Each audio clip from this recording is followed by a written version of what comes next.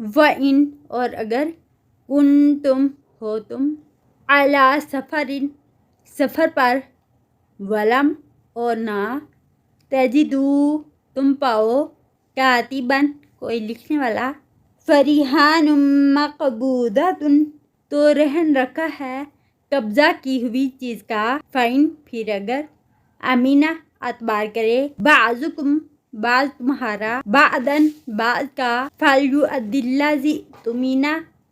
پس چاہیے کہ ادا کرے وہ جو امین بنایا گیا ہے امانتہ اس کی امانت کو ولیتق اللہ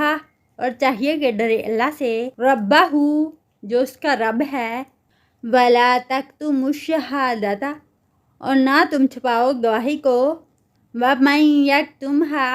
اور جو کوئی چھپائے گا اس کو فإنہ تو بے شک وہ